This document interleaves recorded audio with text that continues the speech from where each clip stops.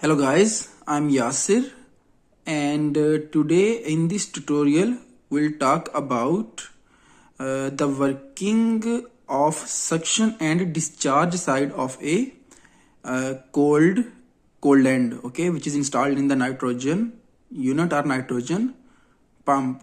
Okay, in our tutorial number 133 we have seen the overall working of cold end, that how does the plunger moves inside the cold end. Okay, and now in today's tutorial, to continue that discussion, we will see the mechanism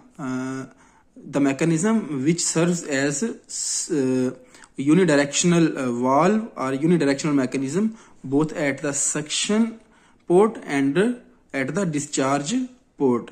So let's try to understand the suction and discharge port working in a cold end.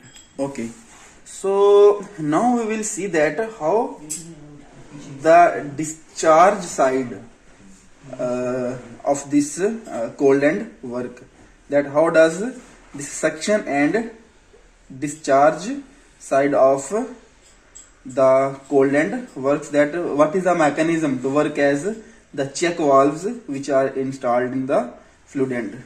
So as you can see, this is the housing or the cylinder of the cold end, and this is a part actually which serves as the check valves, or you can say the one directional valves for suction and discharge. So as you can see, once this segment is inside, okay, its position is that this is a suction port. Okay, so it is directly in front of this part. Okay, so what will happen during the suction stroke, nitrogen will come from here and through these holes it will enter inside this chamber. Okay, on the inside, if you see here we have a spring mechanism. Okay, here we have a spring mechanism. So once the nitrogen from the suction side will enter, okay, so this pressurized nitrogen, which will have like 60 psi pressure, so this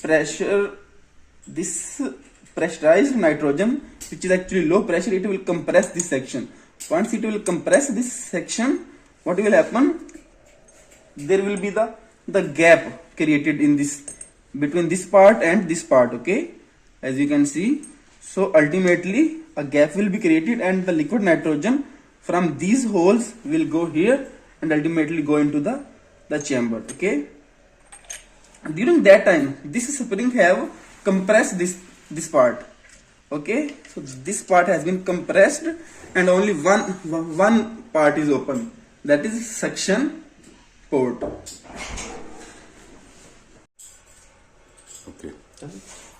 Okay, now once this chamber is filled, that is the suction stroke is completed, then for the discharge stroke, what will happen, the plunger will move inside. Okay, once it move inside, it will exert the pressure on that spring. Okay, so this spring will come little bit up. Okay, this part, this will come up. Once it will come up, it will create a seal on this thing. Okay, so this will be the sealed portion, so the nitrogen will not go into the suction side. Rather, what will happen, the pressure will exert at this point, because once it's assembled over here,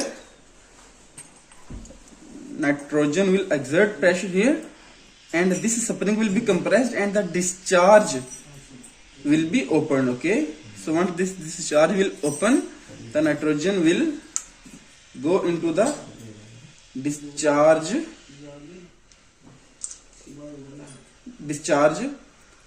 side. Okay, so once it move like this, so nitrogen will, there will be the gap created and nitrogen will enter here. Okay, you can see here.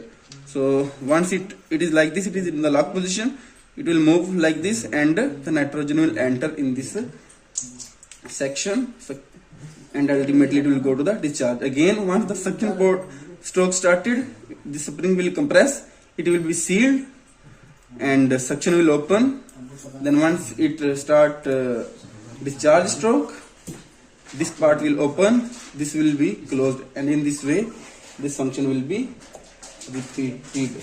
Okay, so this is the position, like this. Okay, so this is the position of the discharge parts.